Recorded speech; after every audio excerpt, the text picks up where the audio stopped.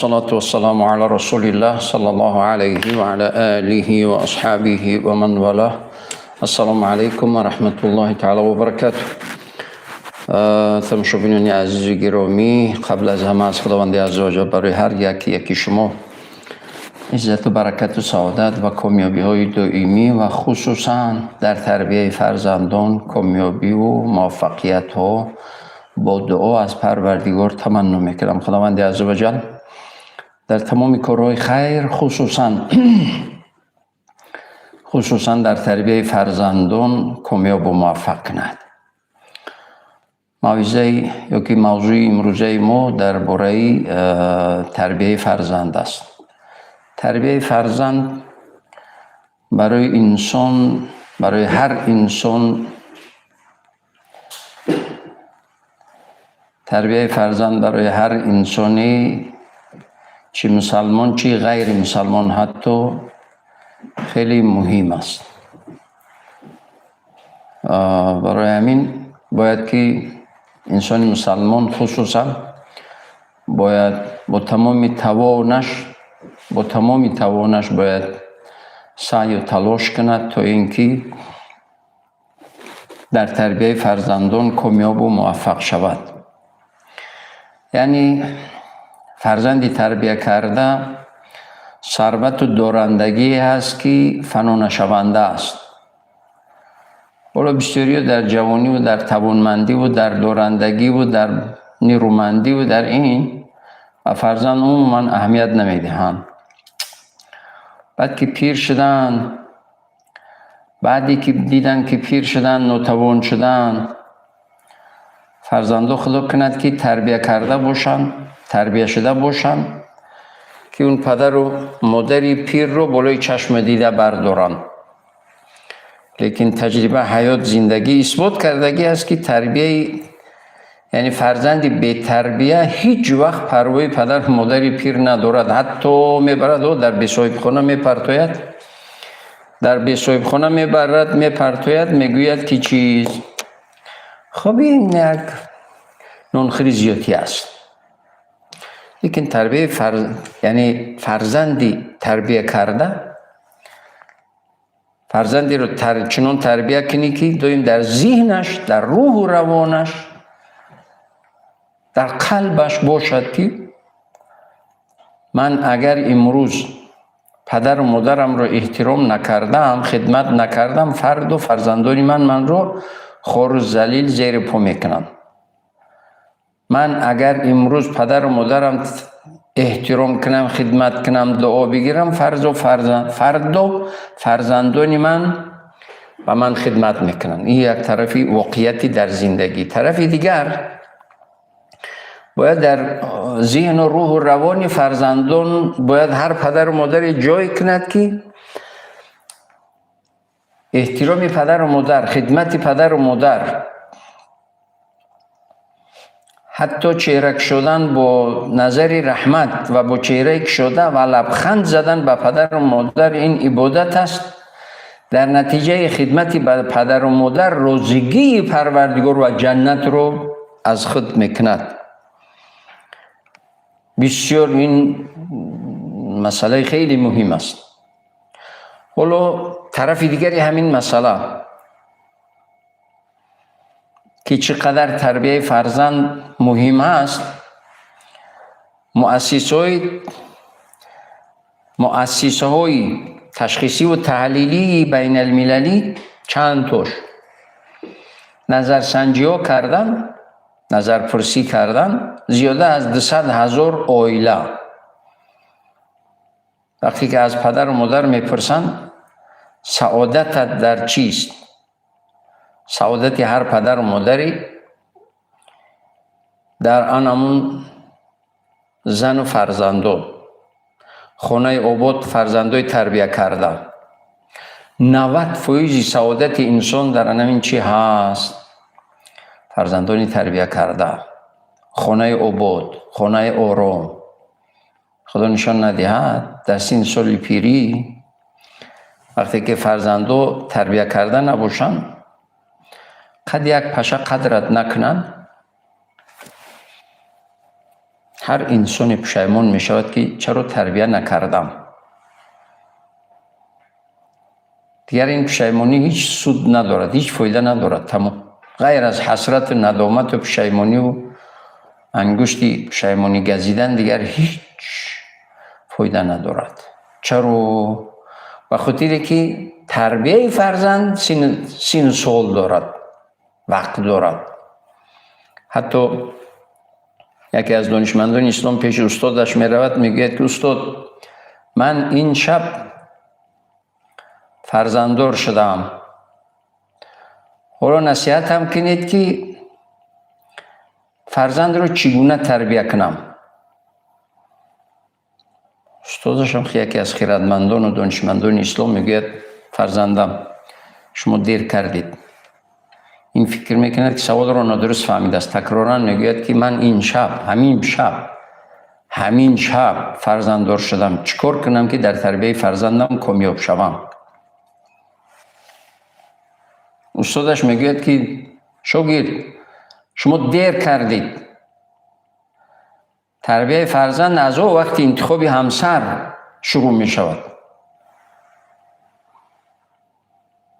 حالا اکثریت کل همین چهره و زیبایی و پولداری و دورندگی و های فرزند فلانی و دیگر به نظر میگیرن. عموما آداب و اخلاق و دینداری رو عموما به نظر نمیگیرن. میبینند یک دختری که خود را 7 رنگ 10 رنگ کرده است، در نمایش گذاشته است، خود را نمایش میدهد، در نمایش میگذارد. با همون رنگ‌های 7 رنگی و 10 رنگیش این جوان مفتون میشود. تمام خوشبختی و سعادت و کامیابی و همه اش رو در همون میبیند. دیگر فکر نمیکند که این از کدام عائله است، مادرش چگونه بود، مادرش چی رفتاری دارد، این عائله چی کرداری دارند، چی رفتاری دارند، آدابی دارند ندارند، اخلاق دارند ندارند، دینداری دارند ندارند، با خویش تبار و نزدیکا و اقربا و همسایه ها چی مناسبت دارند.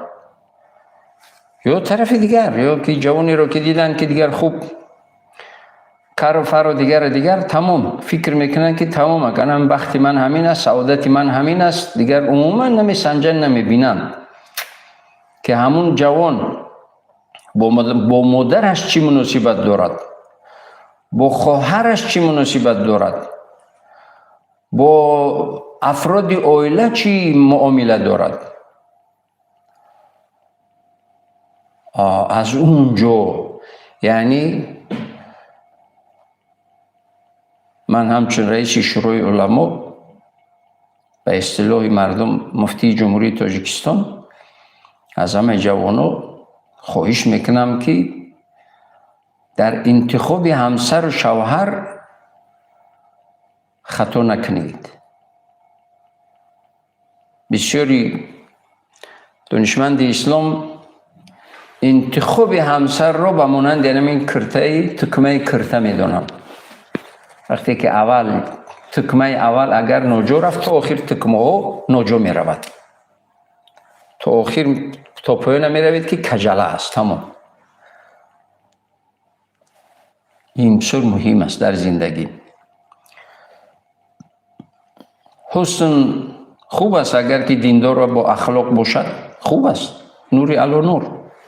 لیکن حسنی که در اون اخلاق نباشد شیمانت میکند. نمیدونی دیگر سرت رو در گجاب بخلی یا سرت رو در کدوم دیوار بزنی. برای همین باید که انسان از اونجا با این استاد گفت که دیر کردی، شاگرد دیر کردی. تربیت فرزند از انتخاب مادر شروع می شود. جوانا باید که نه اینکه شوهر یا که زن انتخاب کنند، پدری فرزند، مادری فرزند انتخاب کنند. در این صورت کامیاب و موفق می شوند.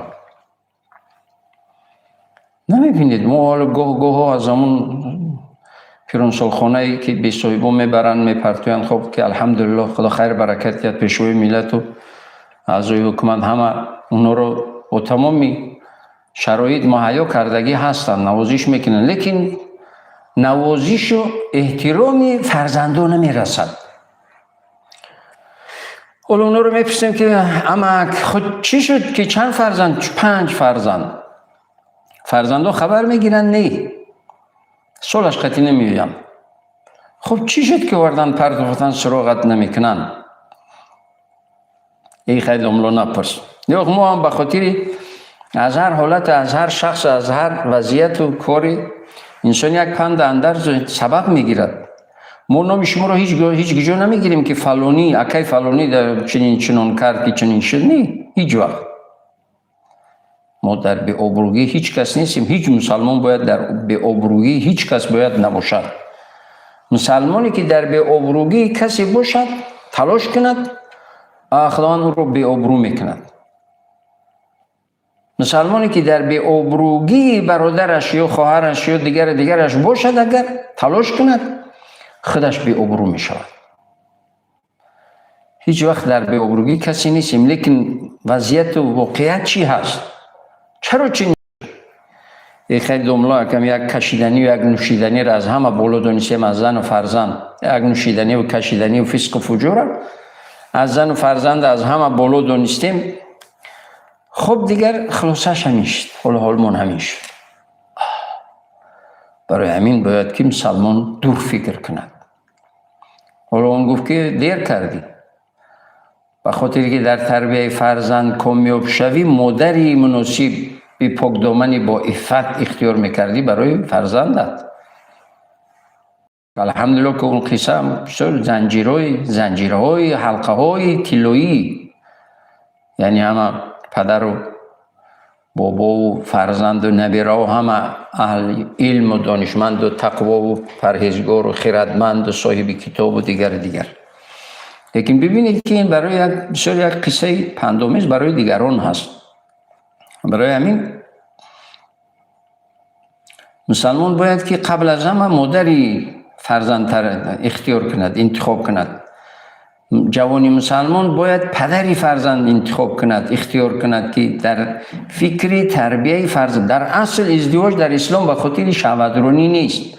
هر کسی که به خاطر شهوترانی ازدواج کردگی است در زندگی ناکام است، چی مرد باشد چی زن. ازدواج در اسلام به خاطر چی هست؟ به خاطر زندگی حلال و پاک و فرزندانی نیک و کامیاب کردن یعنی همون شوهر و کامیاب کردن زن و فرزندو، تربیه کردن فرزندو و صاحبشان فرزند نیک و صالح شدن. این است یعنی چیز ازدواج در اسلام. حالا تربیه فرزند، پروردگار میگوید استعیذ بالله یا ایها الذین آمنوا قوا انفسکم و اهلیکم نارا.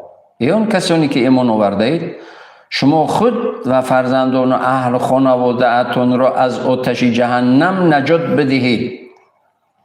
نجات دادن از آتش جهنم چی؟ خود در نوبت اول نمونه باشید، نمونه عبرت باشید. نفر همین ایدوره آمد گفت که فرزندانم این میکنن اون میکنن دیگر. من از احوالش بعد پرسان شدم. زیاده از 60 قریبی 70 ساله هست. تا به حال کارش فرزندانش رو دشنام، حقارت، تحقیر. خب وقتی که یک انسان که در این سن سال هست خودش رو احترام نمیکند، نه فرزند احترامش میکند، نه زن احترام میکند، نه فرزند. به خاطری که پدر و مادر رو احترام کنند، خود باید محترم باشند، خود نمونه باشند. بعضی پدر و مادر همه خوک میخورد، بعد میخواهد که فرزندش صالح باشد، نیک باشد. نمیشه بعد این خیر. فرزند به مانند یک کاغذ سفید تازه است. هر چیزی که از پدر و مادر ببیند همون رو پیروی میکند. تمام. برای همین میخوای فرزند نیک باش، میخوای فرزند صالح باش، میخوای فرزند صبور با اندیشه دوراندیش صبر کننده صبور باش، میخوای فرزندی با آداب و با اخلاق باش. میخوای فرزندی مهنتکش و زحمتکش باش. و تربیه فرزند 3 مرحله دارد. تا 7 سالگی، تا 14 سالگی، تا 21 سالگی. پیامبر علیه السلام میگه که تربیه فرزند 3 مرحله دارد. این 3 مرحله اگر فرزند رو تربیه کردید، راحتی جان، آسوده و سعادتمند زندگی میکنید، خاطرجمع زندگی میکنید. این عمر جوانی و توانمندی زود میگذرد. انسان توانمند است، سالم است، بقوت است، نیرومند است. خب دیگر میرود کار میکند، مشغول است. و وقتی که به نفقه برآمدید باید در خانشین شدید، باید فرزندای تربیه کرده داشته باشید که بالای چشم دیده بردارند. وقتی کارناشای هم شدید، به نفقه برآمدید، خانه آباد در کار است، اونجا دیگر دیر می شود. برای همین نگه چیز تا 7 سالگی فرزند رو، خصوصا تا 5 سالگی همچون شاه نوازیشش کن، آغوشش کن، دوستداریش کن، در روح و روانش، در مغز و استخوان و قلبش جای شود که عزیزترین انسان ها همین پدر و مادرم هستند. و فرزند بسیار باید آداب، باید اخلاق، باید یعنی چیز، باید فصاحت و بلاغت باید صحبت کنید. چرا که هر چی رو بشنود میچیند میگیرد. قبیح نشود. حالا بعضی کودکایی که زبانشون کشوده می شود، در نوبت اول دشنام حقارت میکنند. بعد که وقتی که حقارت کرد، اهل خانواده همه میخندن سوس. چی کرد ازی؟ چی کار؟ حقارت کرد. از نمیدونم از مادر، از خواهر، از نمیچی کیمچی حقارت کرد. وقتی که زبانش با دشنام و با تحقیر و با حقارت کشوده شد، از اون بوی امید است. کاری اولی که میکند از گلویت میگیرد وقت توانمند شد. حالا این حقارت رو از کجا آموخت؟ در شکم مادرش. برای همون استادی که گفته که دیر کردی، باید که حالی که حامله دار بودن باید که همسرت غیبت نمیکرد، دروغ نمیگفت، فسق فجور نمیگفت، بدی نمیکرد، دیگر هر جو. چرا که اون میگیرد. فکر نکنید که اون عقل ندارد. حالا بعدی 4 ماهگی روح دمیدش که شد، تمامی چیز رو از مادر میگیرد. بعد تولد مادر اگر 20 سال بعد اگر صدای مادرش رو بشنود، میگه صدای شناس است. چرا که در بطنشون صدا رو شنیدگی هست. حتی رفتار و گفتار و سخن و تمامی کردار مادر به فرزندی که در بطنش هست تا 9 ماه و 9 روز نمیدونم چقدر تأثیر دارد. برای همین مادر حامله دار رو حتی مصیبت ها، جای ترسناک و غمناک، دیگر سفرهای یعنی خطرناک نمیبرن، احتیاط میکنن تا که تأثیری بده با اون فرزند در بطنش، در رحمش نشود. علیکم سلام. نقش علم و دانش در تربیت فرزند از دیدگاه اسلام چیست؟ نفهمیدم، یک بار دیگه تکرار کنید. نقش علم و دانش در تربیت فرزند از دیدگاه اسلام چیست؟ سلام باشید. دیگر سوال نیست؟ سلامت باشید. موفق باشید. یعنی دین، نقش دین میگوید که فرزندت رو تربیه کن، پگه پیر شدی خور زیر پد نکند. این همین است. قصه هست از زمانی صحابه پیامبر علیه السلام. چند نفری از صحابه میرفتن در یک کوچه‌ای که دیدن یک جوانی توانمندی، نیرومندی، بازو و دیگر مسافدی پیر رو لطکوب دارد. گفتن این جوان از خدا نمیترسی؟ شرم نمیکنی؟ چی گپ است این مسافد رو لطکوب میکنی مسافر گریان میشود، میگوید مونید هر چقدر که میزند بزند، حق دارد. چی خبر است؟ چی گپ است؟ چرا بزند؟ میگوید من در سن سالی این فرزندی من است، من در همین سن سالی همین فرزندم پدرم رو لطکوب کرده بودم، مون بزند که گناه های کردگیم رو در روز قیامت عذابش را نکشم، همینجا ببینم. پروردگار من رو اینجا نشان داده ایستاده است، بگذار همینجا ببینم لیکن در اونجا نبینم، بگذار خوب بزند. برای همین بینندگان عزیز گرامی، این دنیا چنین نیست که هر کاری که خواستید کردید همون شد و میشود میرود، نیست. هر چی که کردید پیامد دارد، نتیجه دارد، صدا دارد میآید، عاقبت دارد میآید، نیک باشد نیک میآید، بد باشد بد میآید. برای همین هیچ وقت باید چیز انسان بپروا نباشد. حتی ببینید بعضی از خردمندان اسلام میگویند که همین سخنی که میگویید اگر نیک باشد نیک، اگر دشنام و تحقیر و حقارت و غیبت و دروغ و بهتان و فتنه و بدگویی و سخنچینی و غیبت و این همه بد و مانندی مثل فرزندی نیکی بد و نیکت می شود. سخنهای نیکت برایت فرزندانی نیک است، سخنهای بدت برایت فرزندانی بد است. سخنهای نیکت که چند هزار یا چند میلیون که میگویید اینا فرزندانی نیکت هستند که همیشه بالای چشم دیده میبردارندت، چی در دنیا چی در زیر خاک. در زیر خاک چند هزار سال است که مردم زیر خاک خواب است در انتظار قیامت. 60-70 سال عمر دیده است، 100 سال 500 سال 5000 سال 8000 سال 10000 سال است که زیر خاک خواب است. الان همون سخنهای نیکش برایش فرزندانی صالح، فرزندانی نیک بالای چشم دیده میبردارند. اگر خدای نکرده فرزند سخنهای بد و قبیح و غیبت و دیگر سخنچینی و بدگویی و دیگر نقشه و فتنه‌گری و این همه فرزندانی نالایق نابابی بدی هست که از گلویت زیر پایت میکنند است. در همین صورت انسان احتیاط شود باید. از نظر اسلام یعنی تربیت فرزند یعنی چی؟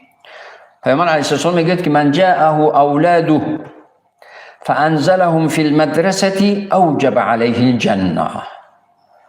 ولی میگه فرزنددار شدی، فرزندان رو تربیت کردی، حالا مدرسه یا مکتب بردی، صاحب کسب و قبل از همه دینداری، آداب، اخلاق و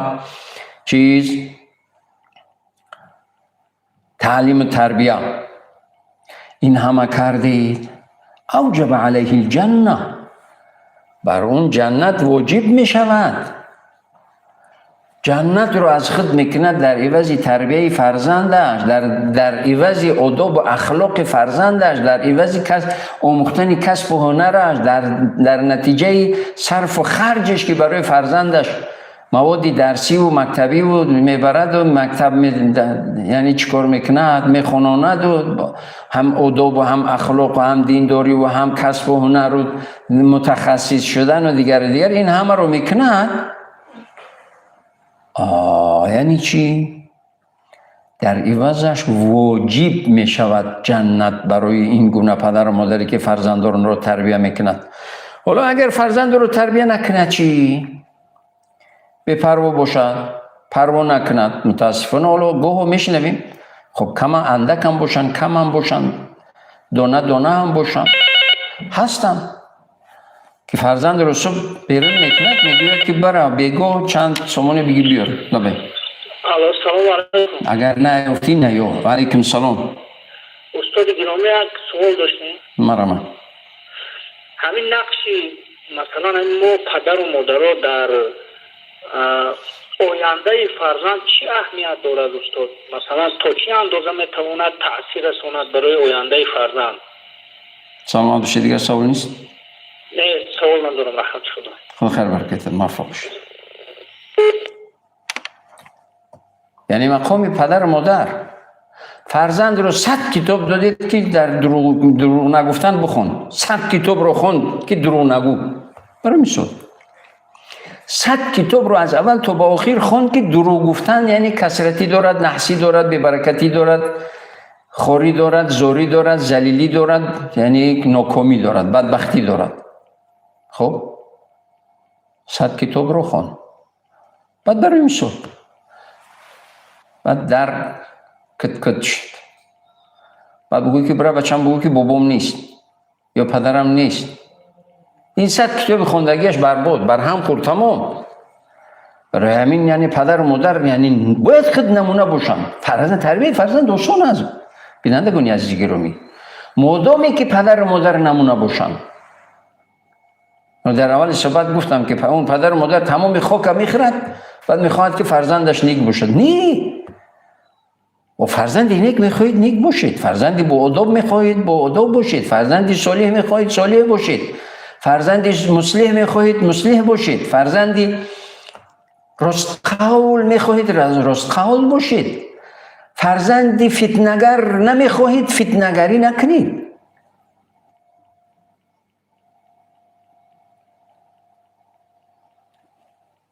هر چی کردید فرزند همون رو میکند. برای همین بسیار احتیاط باشید. گفتم باز تکرارم شود، یکی از سرمایه و ثروت و دارندگی که بر هم نمیخورد این فرزندی تربیت کرده است و بهترین نعمت الهی است. یکی از بهترین نعمت پروردگار این فرزند است. پروردگار این بهترین نعمتش رو که داد، شکرانه اون بهترین نعمتش رو بهترین میخواهد، بهترین شکر میخواهد. بهترین نعمت رو بهترین شکر چی هست؟ تربیت. حتی پیامبر علیه السلام میگویند که در صحیح مسلم ما من عبد یسترعیه الله رعیة یموت یوم یموت وهو غاش لرعیته الا حرم الله علیه الجنه. انسان رو مسئول، پدر حالا یا مادر، برای چند فرزندی پدر و مادر، بسیاری انسانی هستن که هیچ میکنن که فرزند نمیشود. اگر پروردگار ندهد این نعمت رو نمیشود. حالا که نمیدهد امتحانات میگیرد، میدهد امتحانات میگیرد، میدهد امتحانات میگیرد. این نعمت بزرگ رو داد، شکر بزرگ میخواهد از تو. وقتی میگوید که این رو چیز و هو غش لرعیته، یعنی در حدیث دیگر میگه فمن غش منا فلیس منا، کسی که اگر خیانت میکند به امانت اون از مسلمانی، از گروه ما مسلمانان نیست. حالا میگوید که کسی رو یعنی رعیت داد، حاکم، رئیس ولایت، رئیس ناحیه، رئیس محله، پدر، یعنی رعیت دارد، زیر دست دارد. اگر این زیر دست یعنی فرزندان رو چیکار کرد؟ نه تربیت کرد، نه پروا کرد. حالا گفتم که بعضی فرزندان رو صبح بیرون میکنن، میگن شب بگی بیارم قدر سوم، نیافتی نیو خونه، تمام. او کجا میرد بیچاره؟ یک نوار یا چند سال پیشم یک کودک که بینیوش ریختگی بیچاره در زمستون، چیله زمستون در سردی، میگه چیکار میکنی؟ میگه که مادرم بیرون کرد، گفت که اگر تو 40 سومون کار نکنی نیو. حالا در این سردی چیله زمستون او ماشین میشوید، چیکار میکند؟ خیلی مادر به تفاوتی، به فراستی، به دینی، به ایمانی، به وجدانی، به عقل هستن، یا پدر. در همین احتیاط بشید. حتی بوی جنت میگوید نمیبیند این گونه انسان. سلام علیکم. بوی جنت رو نمیبیند که چند هزار کیلومتر بوی جنت میرود. علیکم سلام. استاد عزیز سوال داشتم. مرحبا. مقصد اساسی تربیت فرزند در اسلام چیست؟ جواب بده. سلام داشت. یه سوال نیست؟ نه. سلام داشت. میگوید که جنت بر او حرام میگردد. جنت رو برای خود حرام نکنید. جنت رو برای خود حرام نکنید. جنت رو برای خود جلب کنید. الو الو. سلام علیکم. علیکم السلام.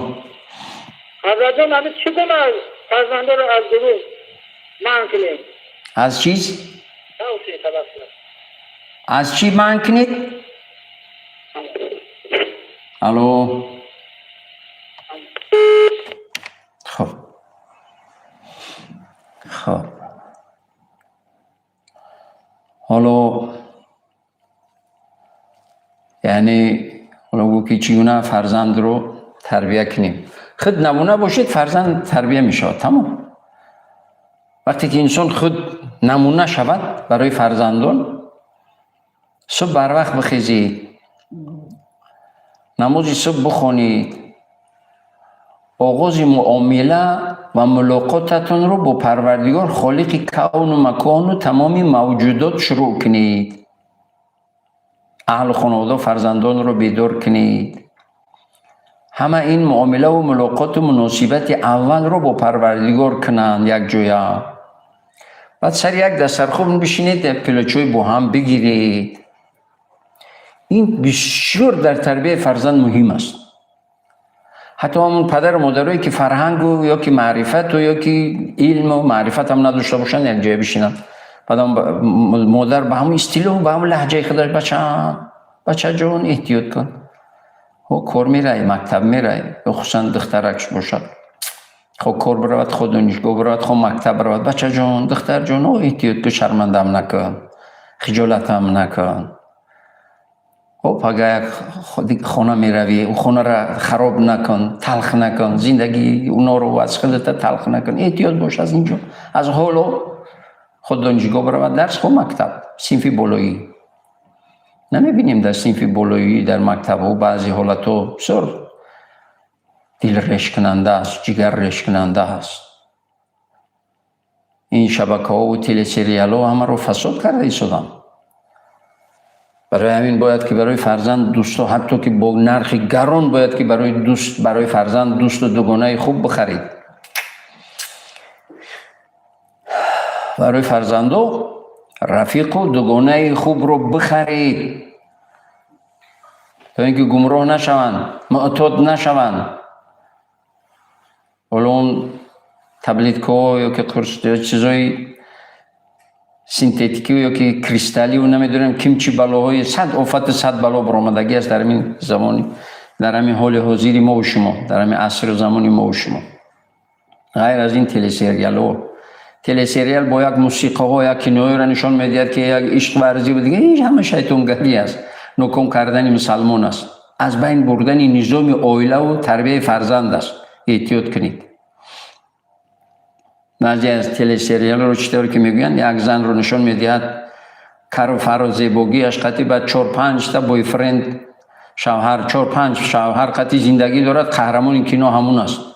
بعد زنت از گجا خیانتت نکند، بعد دخترها از گجا خیانت نکنند،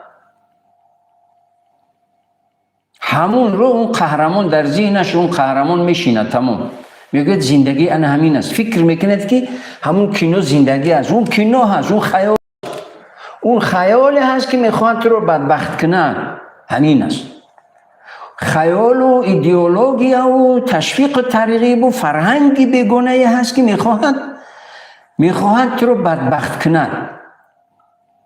و انسان عاقل باید که به هر گمراه و به هر فاسق و به هر فاسد نرود، باید دوراندیش باشد، باید اندیشه کند، باید چیز همیشه اندیشه کند. همون کینو و تلی سریالی و شبکه‌هایی که می رود، همینو چی هست؟ به خاطر غلبه فرهنگ بیگانه، از بین بردن نظام عائله، از بین بردن احترام پدر و مادر، از بین بردن تربیت فرزند، برای فساد کردن ملت و از بین بردن یعنی ملت و دولت. همونه که از بین بردن نظام اولوی رو، حالی که یک فرزند یا دوتا یا یتا میکنن تمام میگن بس. It is enough. با همین بس تمام. بعد چی؟ حالا هم یک فرزندم که 18 ساله 19 ساله شد، مثل یک پرونچکی پرنده که پرونچک شد میپرد میرود دیگه سراغ پدر و مادر نمیکند، میرود دیگر این پدر و مادر پیر میشوند دیگر. خب دیگه هر دو که هستن یک غدغد یک صحبت یک چخچقی با هم میکنند، حالی که یکیش گذشت یکی دیگهش دنیا براش تاریک میشود. بسیاری حالتایی هست که همون از بین بردن نظام اولوی اخیر در پیرانسالی نفرها خودکشی میکنن. چرا در غرب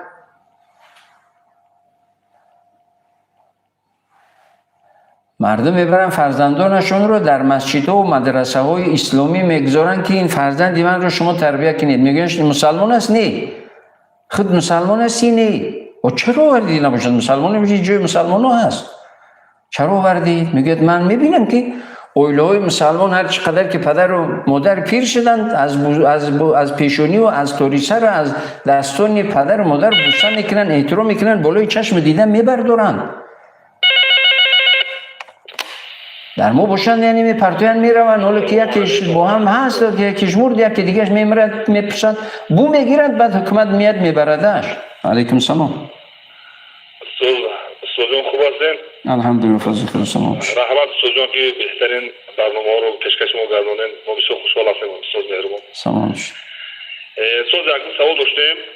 خب همین در وسیله تربیت فرزند سوز چگونه راه است که مثلا راه تشکیل که به زوری کردن در دوله فرزند تربیت کنه فرزند رو به زوری چگونه فرزند رو تربیت کرده شود. و همین سوال دیگر همین که نقش مهربانی در تربیت فرزند چی تاثیر میگذاره در فرزند؟ سوز همین یک رسانه میانداخته. سلامت بشه خیر برکت. سوز رحمت. موفق بشه. خب حالا ببینید چگونه من گفتم اونجا، یعنی ناتمام گفتم 3 مرحله دارد. تا 5 سالگی بهترین نوازش، تا 7 سالگی نوازش و تربیه، از 7 سالگی تا 14 سالگی نوازش کمتر، تربیه زیادتر، تعلیم و تربیه، آداب و اخلاق تا 14 سالگی. از 14 سالگی تا 21 سالگی همیشه مشورت و مصلحت. بچه جان اگر همی کارم خیلی کنیم چه خیلی میشد؟ بگذار فکری رو هم نگیری، لیکن مصلحت، سوال جواب مصلحت و مشورت و فکر گرفتن، فکر دادن. اگر خودت با فکری خودت فرض کردیم اون درخت اگر اینجا بشنونیم در اینجا بشنونیم چه خیلی، هر مسئله که باشه در تمام مسائل زندگی یعنی مشورت و مصلحت. مادامی که تو 7 سالگی نوازش رو تربیه کردی، مادامی که تو 14 سالگی نوازش کمتر تربیه زیادتر کرده، تعلیم و تربیه و آداب و اخلاق. مادامی که از 14 تا 21 سالگی هم نوازش و هم تعلیم و تربیه و هم مصلحت و مشورت کردید. این حدیث پیامبر است 3 مرحله تربیه. ولی ببینید بعد 21 سالگی هم شاگردی خوب، بهترین شاگرد و بهترین فرزند و بهترین مشاور در زندگی تا آخر عمر با تو می باشد، هیچ خطری از اون نیست. متاسفانه بعضی از مادرها وقتی حتی پدرم که کوشش کند که بچه هم ایره بخون او را بخون، این کار کن این کار کن دیگر ایمان بچه را غم نتی، ولی وقتی بازی کردن شه، وقتی زدن و گرفتن مون بزنه، بگیرد بگردد بخرد دیگر یک حیوانش میکند. بعد وقتی که اون دیگر تمام در خمو مثال میارن که یعنی نوده در وقتی ترکیش هر طرفی که تو باش دادی تو پیچ میخرد، هر طرفی مایلش دادی مایل میرود، مایل میخرد. وقتی که شخ شد، وقتی که مایل دادنی شدید میشکند. باید که در سین سالی تربیه باید فرزندان رو تربیه کنید. در همین صورت حالا میگید که چیز حضرت لقمان فرزندش رو تربیت چی میکند؟ نصیحت میکند، میگه استعذ بالله یا بنی لا تشرک بالله لا تشرک بالله ان الشرک لظلم عظیم. فرزندم، یا بنی به معنی فرزند جانم یا که جگرم، جگرکم، یا جان جگرم، او فرزند رو نوازش کنید. یعنی هر چیز به اندازه نگه دار که اندازه نکوس، هم لایق دشمن است هم لایق دوست، با اندازهش. میگه که فرزندکم یا پسر جانم، هیچ وقت به پروردگار شرک نیار که شرک بس ظلمی بزرگ است. بعد میگه چیز یا بنی اقیم الصلاه و امر بالمعروف و انه عن المنکر واصبر على ما اصابک.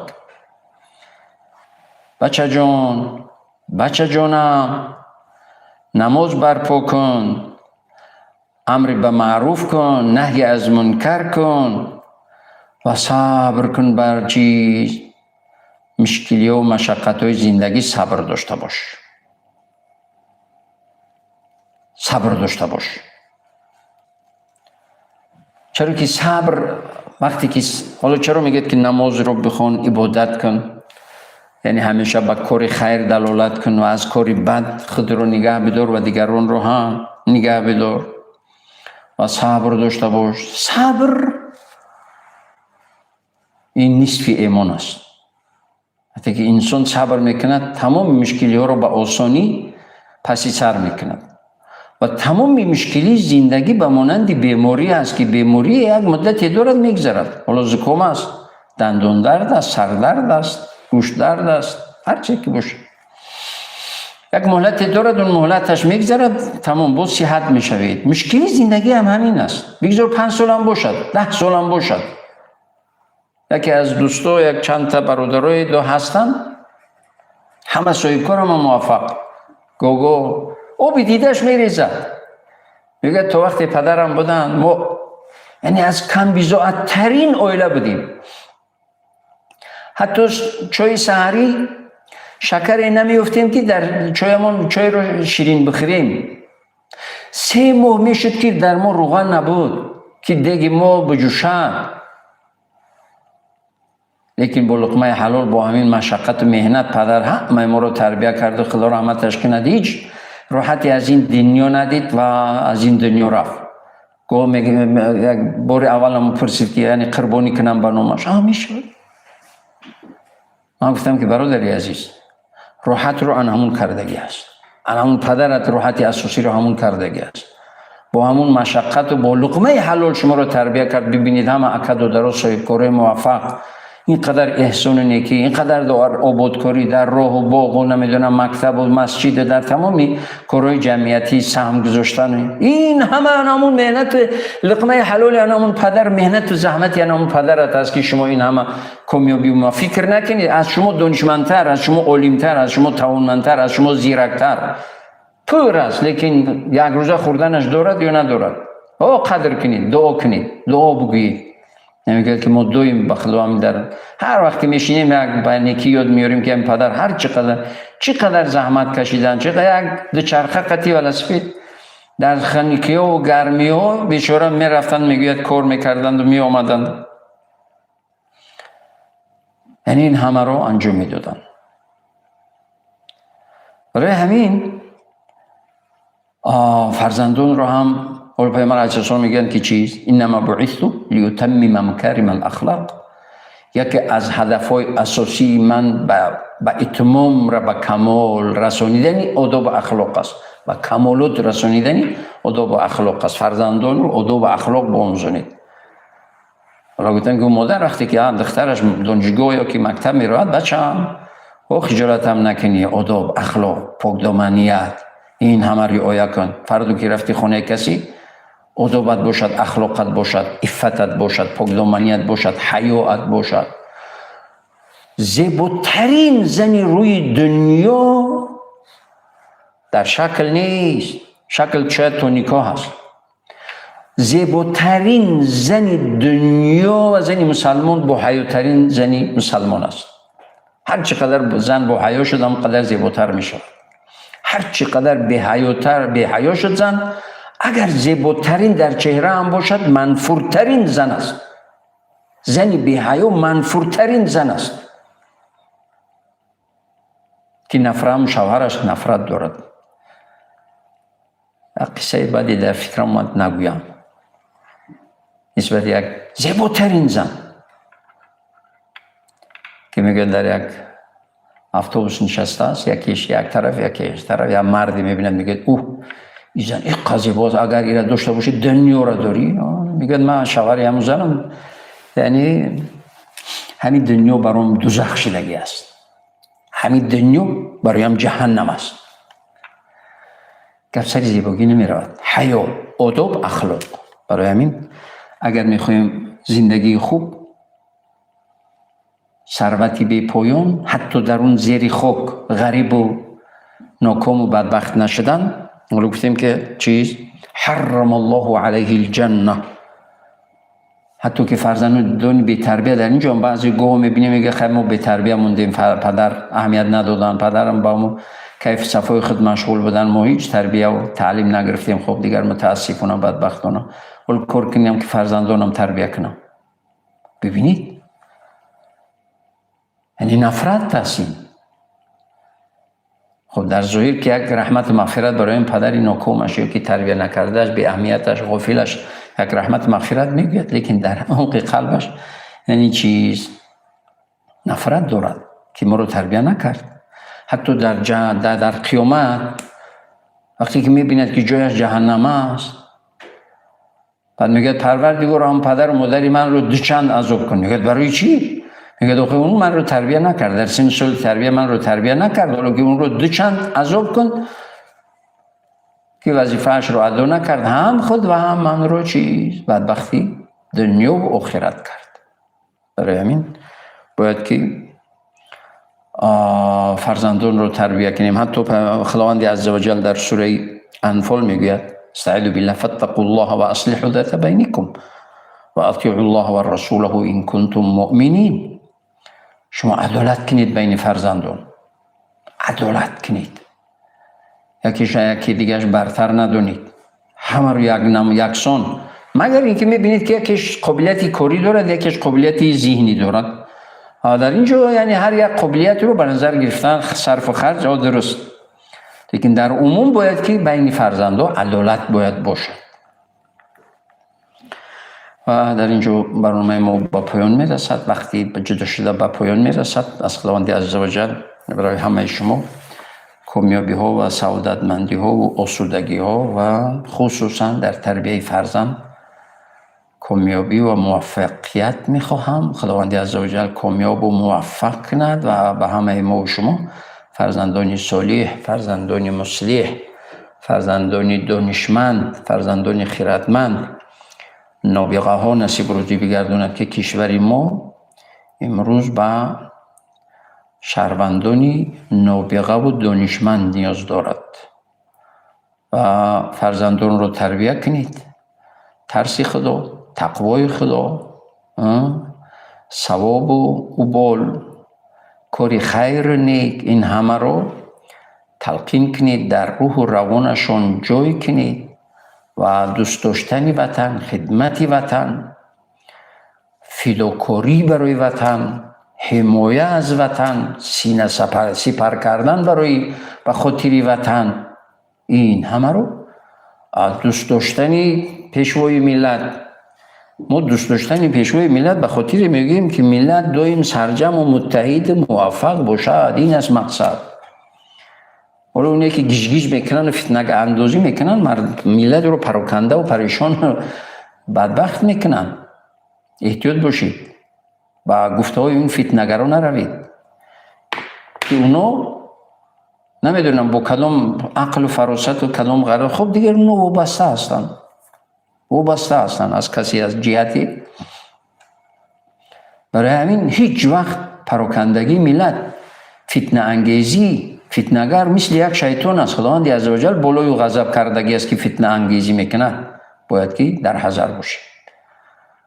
و با این همه آرزوها این برنامه رو جمع بست میکنم و از خداوند عزوجل برای همه شما عزت و برکت و سعادت ابدی با دعا تمنا میکنم تا برنامه‌های دیگر در حفظ و پناه پروردگار باشه.